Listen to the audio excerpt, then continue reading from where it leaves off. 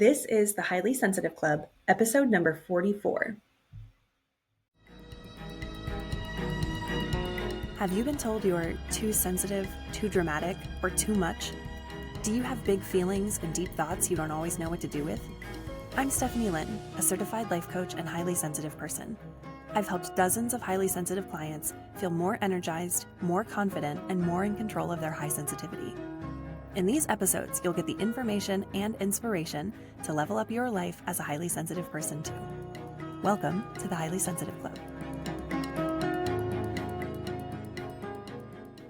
Hello, highly sensitive person, and welcome to this week's episode of the Highly Sensitive Club. This week's episode feels like an epiphany to me, but really it's very straightforward, and maybe this is something that you haven't heard either. So I hope that this topic will be helpful for you.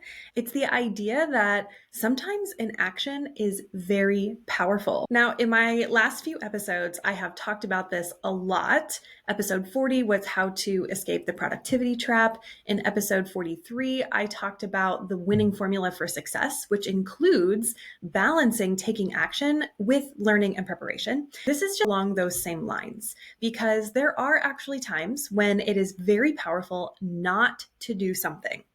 The problem that we as highly sensitive people tend to run into is that we are usually inactive because we're feeling stuck. We feel overwhelmed or we feel overstimulated. And so we procrastinate. We avoid doing the things that we really want to do, we truly want to do, even if they're uncomfortable or difficult. We distract ourselves and we do a lot of busy work without actually making progress towards our big dreams and our big goals. So oftentimes we think of inaction as a problem. We label it as lazy or weak or entitled.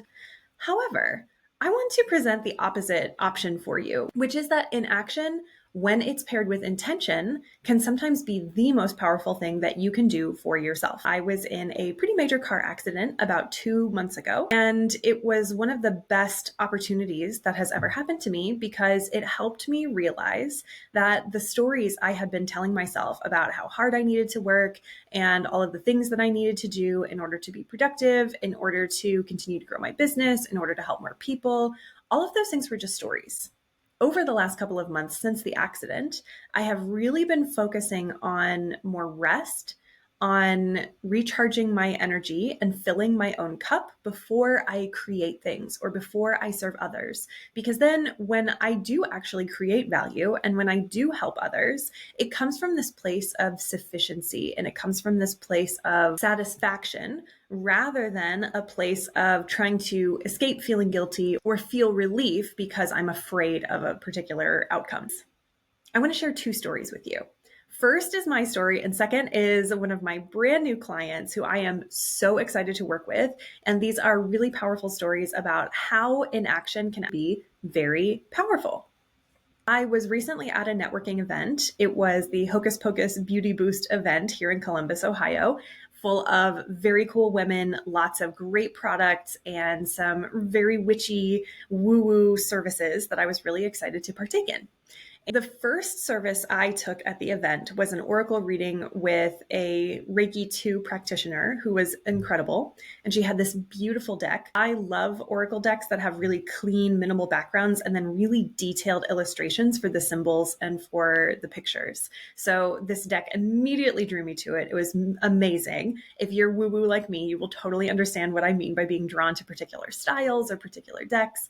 And I told her I wanted some help with my business because I love my business. I love being in my business. I love thinking about my business. It's one of the many ways that I like to express who I am in the world. And so it's always on my mind how to improve, how to connect with people, how to be more of service and create more value. I had 2 cards for the past, 1 card for the present, and 2 cards for the future. The past cards were divine guidance and wisdom. The present card was let go. And the future was knowledge and good luck. What she told me is that in the past, particularly in regards to my business, I have been divinely guided no matter what your faith is. We all have some beliefs about the way that the universe works, or God, or source, or whatever your spirituality is. For me, I like to refer to it as the universe or divine energy that connects all of us, that we're all made out of. It's like we're all the same star stuff. And so with my past reading, she talked about how divine guidance led me to experiences, some of which were painful, some of which were really helpful, but they've all created a lot of wisdom for me. And I really feel this because, especially over the last couple of years, transitioning from one business as a professional organizer and into my new business as a life coach, I have felt a lot of changes and shifts and adjustments in the way that I'm approaching my clients and the kind of results they're getting. This makes perfect sense to me. Lots of experience led to this wisdom. In the present, there was something that was keeping me stuck. And this makes sense because I have been getting a lot of messages from my friends, from my family, from card pulls, and from intuition that I needed to release some things, that old patterns and old habits were not serving me any longer. The Reiki practitioner told me that if I could let go of the things that were holding me back that I was creating for myself in the present, then in the future, I could rely on my knowledge. I didn't need to learn anything else. I just needed to be able to share what I already know, and that would create good luck. So I was pondering this as I went over to my mini Reiki session, and it felt like divine timing because I got there and the woman who was handling for the Reiki practitioner said, "I was just coming to find you. It's your turn." I've actually never had a Reiki session before. I've done polarity, I've done energy healing, but I've never done a Reiki session. And this was a Reiki master. So I sat down with this woman. She was amazing. Total priestess energy, completely self-sufficient in her own space and just feeling very calm and very comfortable. So I sat down, she was doing the work on my chakras. And afterwards, we were debriefing, and she said, "Are you in a healing profession or a teacher?" And I said, "Yes, kind of. I'm a coach and I'm also a mentor for other coaches. So I do have a lot of those aspects in helping my people heal old wounds and old patterns and move forward in their lives and to teach other coaches how to do the same." And she said, "Well, this is clearly a good fit for you. But what I see is that you have a very intuitive streak that you overload with your analytical mind. You get lots of intuitive hits all the time, and then you ignore it and go with your logical mind instead." And this really hit close to home because I have been trying to tap back into my intuition for a long time. And so between the Oracle reading and the Reiki session, I went home and I was thinking through this whole process. And recently, I've been getting a lot of great coaching from my mentees about knowing the answer, trusting myself, and letting things be easy instead of making them hard. And easy has come up a lot in the coaching that I've been getting lately. Feelings like it's not allowed to be easy. I have to work hard at this. I have to earn this. In order to be successful, you have to work hard. Having a work ethic is not necessarily a bad thing. However, I found through a lot of reflection as I was processing the Oracle reading and the Reiki session, and I'm journaling with my morning pages, if you're familiar with the Artist's Way, and I had this acknowledgement that there was a time in my life when things were easy, and then it felt as a kid like they were shortly followed by periods of time where things got worse for a while. You know, there would be unexpected bills, or there were a lot of difficult things happening in school at the time, or I would have something happen with a friend that felt very difficult after things had felt very easy. And so as a kid, you can't control what those situations look like, and you can't control the kind of narratives that you create in your head.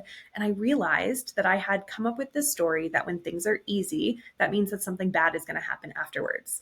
And so I had been creating a lot of hard work for myself, productivity, busy work, trying to hold myself to a very strict schedule, despite the fact that I was already receiving the results of the value that I was creating. And I was creating all this stress for myself because I had convinced myself that it had to be difficult in order to be safe. Coming up with this realization, I was able to rework and self-coach into the idea that even though it felt really scary for things to be easy because I was always afraid that the other shoe was going to drop when I was younger, I realized that I had a lot of stability during that time, even though my younger brain was not processing it that way.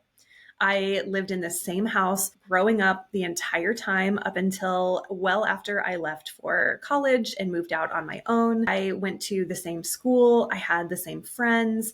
I was a rower in high school and I did it every season for 4 years. There was a lot of consistency in my life that my younger childhood self just wasn't seeing. So as an adult, I was able to coach myself through this process and to acknowledge where that thought came from and that rule and that belief, and then to come up with something new that I find much more helpful, which is my life is stable, whether things are easy or whether they're challenging. and I can make it through challenges just fine because I do it all the time. This thought helped me ground so much more into my experience now, into my body, and to trust in the amazing results and the experiences that I and my clients have already had, instead of trying to discount things or work hard because I felt like that's what I had to do. That was a few days ago. And since then, things have been flowing so much more naturally. When someone would ask me something, it kind of felt like there was a fog or like cobwebs in between me and being able to articulate whatever my preference or whatever my desire was. And I could tell it was right there, but I just couldn't access it. And it turns out it was because I had this belief that I needed to make things hard in order to feel safe. This might feel very counterintuitive, but this is the way that our minds work, especially when we form these beliefs when we're younger, when we don't have a fully developed brain and we don't know how to cope with a lot of the thoughts and the emotions that we are experiencing as kids when we're sponges and we're taking everything in. Especially as highly sensitive people. As a kid, you probably picked up on way more information than the kids around you. You were probably told by adults that you were very observant or very perceptive or very astute, and that you really picked up on things, or you were very mature because you understood additional information that you didn't necessarily know how to process. And as a highly sensitive person, you were probably hypervigilant as a child to the moods and to the energetic vibes of the people and the spaces that you were in, particularly in social settings like school or in sports, if you played sports or if you joined clubs, because understanding people's thoughts and their moods and their motivations helped to make you safe. At that time, though, as a highly sensitive person, you didn't have a filter that you have as an adult. Maybe you still struggle to have a filter for incoming information and for that input. So it makes sense that we form these kind of rules that are not helpful to us because that's what our younger selves needed in order to cope with the situations that we were in at the time to the best of our abilities with the experiences and the knowledge that we had. Now, as adults, we can work through those things with therapists, with coaches. We can work through them ourselves. We can form relationships with people who can help us process that information. And as a highly sensitive person, you are naturally a very deep processor. You are prone to self-reflection and you're prone to being very self-aware about what's going on with you. So if you can start to unearth these old beliefs or these old thoughts and be able to question them a little bit or to assess whether they work for you or not, then you can create some really powerful progress and movement from this point on. After I have this new rule that I'm stable whether things are easy or challenging and things are allowed to be easy, then my intuition started to kick in a lot. And I had the opportunity to go to a number of networking events. I have this to-do list that I was trying to hold myself accountable to. And a lot of those things I realized when I listened to my intuition are just no's. I didn't need to go to that networking event. I don't need to post 5 times on Facebook if I am only called to post once or not at all. And there are other ways that I can connect and that I can help other people that are not trying to go through arbitrary steps or taking action steps that just don't feel aligned for me. Those no's have become so powerful for me because every no led me to a different yes that helped me feel more energized. I've been able to come up with more creative ideas like this one about how inaction can be very powerful, and to be able to trust myself that I'm sharing something that can be valuable for you. My job is just to be here and to provide the value and to trust my intuition that it's working. Now, the other story about my client was so good because this client is in a program, she's learning, and there are some new obligations on her time, in addition to some changes in her family structure. So her schedule has changed due to circumstances that she has willingly gotten involved in. And she was putting a lot of pressure on herself to do all the things, to continue to have her regular schedule where she exercises, where she has plenty of time to take care of her family and to take care of projects. And she also has additional studying and learning that she's doing and less time to do it because of her kids' schedules and the way that she's coordinating those things. She had this thought originally that she had to make everything fit into her schedule and make everything work. And in order to be seen as serious and responsible, she had to follow through for every single thing. And what she discovered at the end of the coaching session, which was so powerful, is that she herself is taking everything seriously. She is taking responsibility for things. It was really powerful for her to be able to say, I can take some time where I don't go to every single live class every single week. I can take some time where I can have a cup of coffee if I want to. And I can go to an exercise class if I want to and still get done the things that I want to get done. It was so powerful. And basically, the no that she came up with was, I don't have to show up to every single thing live to prove that I'm taking this seriously and to prove that I'm dependable and responsible. It was so powerful for her to remember that she's the master of her time. The schedule serves her, she's not serving the schedule. So I say both of these stories for you because I have 4 ways that you can start applying inaction as a very powerful way for you to live more intentionally in your life. And as a highly sensitive person, you are frequently susceptible to overstimulation.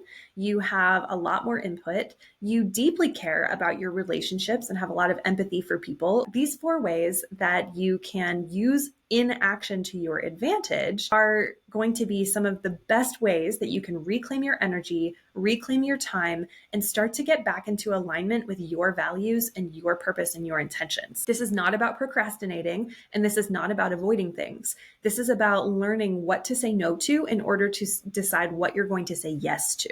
Because every time you say yes to something that doesn't feel good to you and feels like an obligation and has a lot of pressure and heaviness to it, you're saying no to something that would actually make you feel really, really good and help you make progress and feel light and free and flexible and capable. Of the 4 ways, the first one is deciding what you're going to not do from a very decisive and aligned place. This means that you're deciding what you're not going to do, like working really hard and doing a bunch of busy work, going to networking events when you're not in the energetic place to be able to show up the way that you want to show up, or to go to classes or to go to workshops that are just not the right timing this particular week with your particular schedule in this particular season.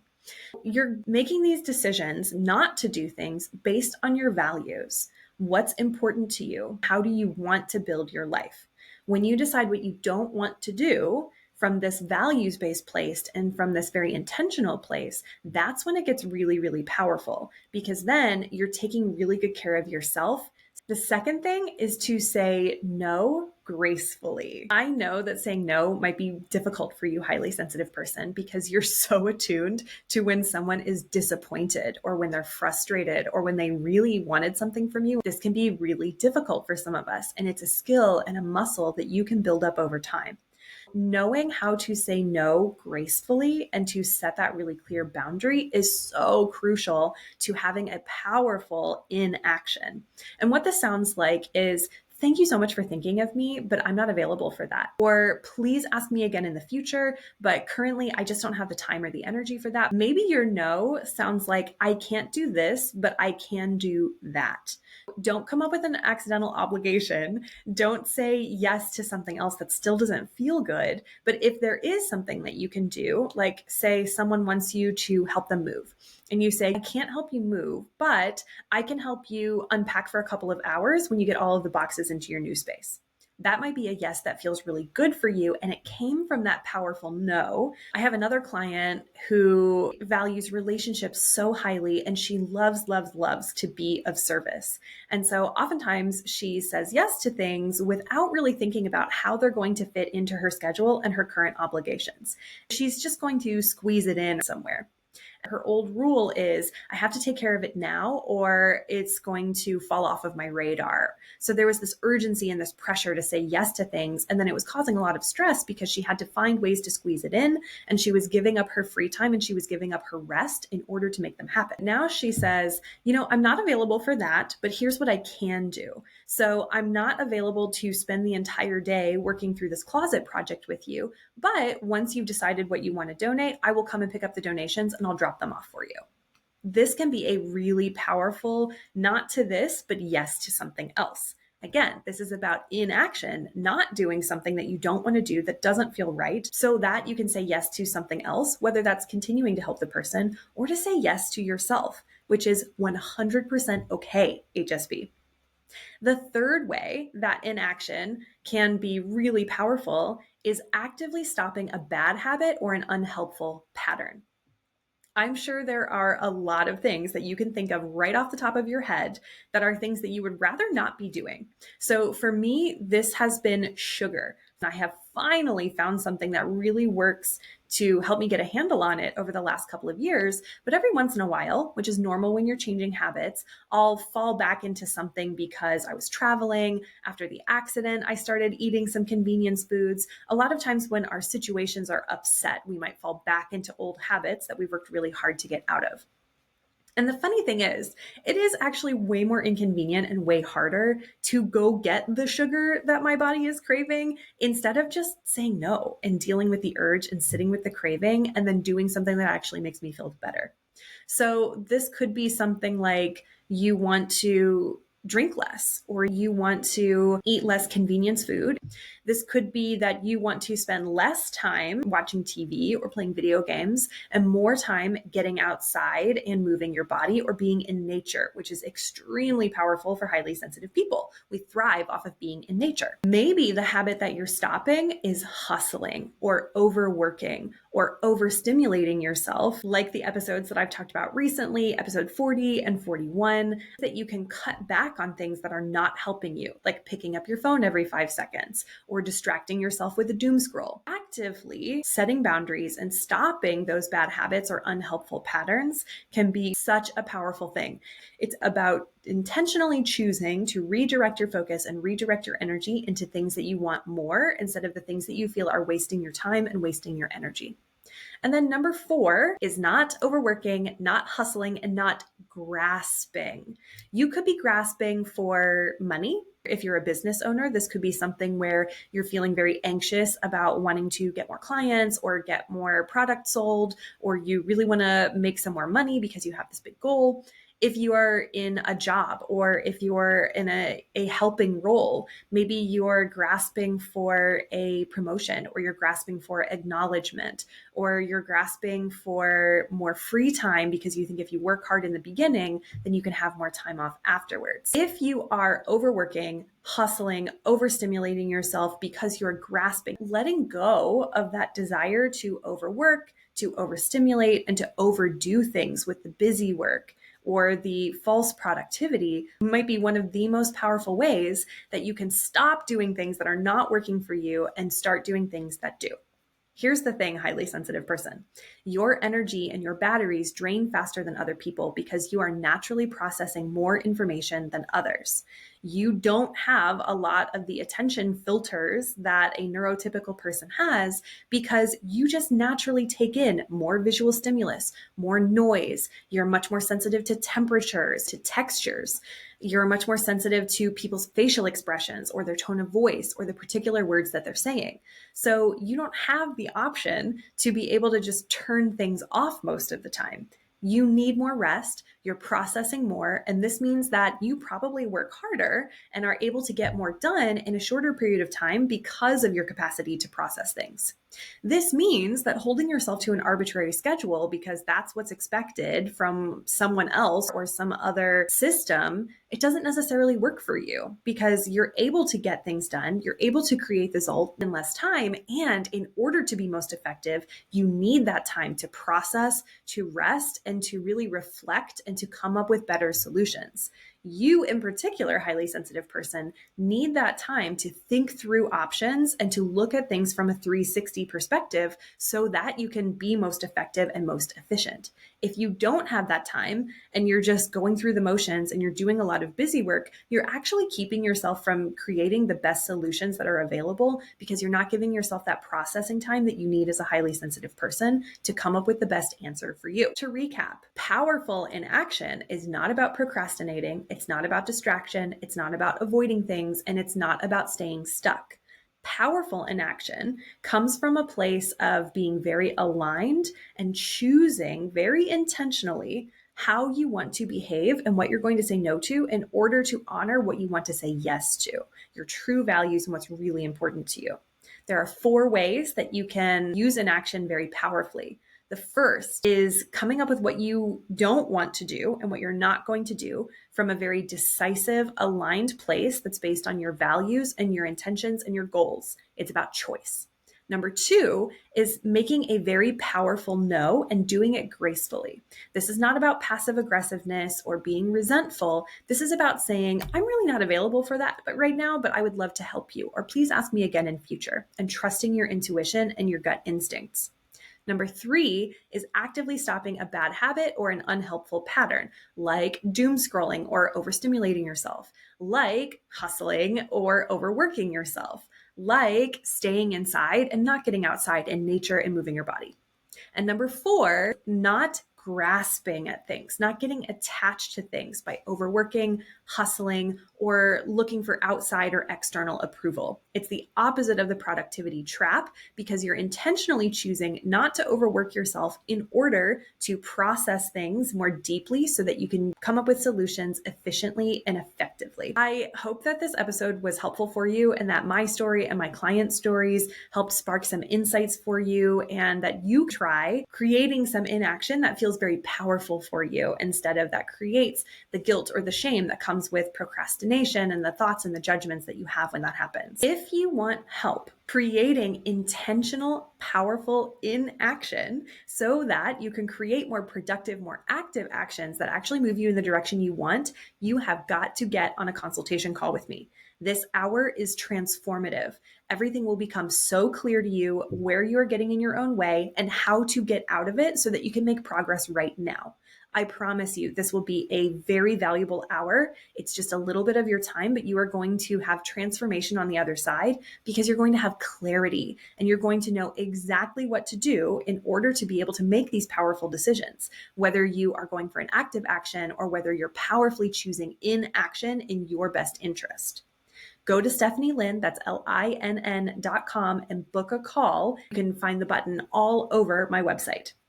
If you have a topic like this or a problem that's really bothering you or a question you want to ask, then go to StephanieLinn.com/suggestion box in order to ask your question or make a suggestion for a topic that you would like to hear. Thank you so much for listening to this episode. I hope it was helpful, insightful, and I would love to know what your powerful inaction is going to be moving forward. Thanks so much, highly sensitive person, and I will see you on the next episode.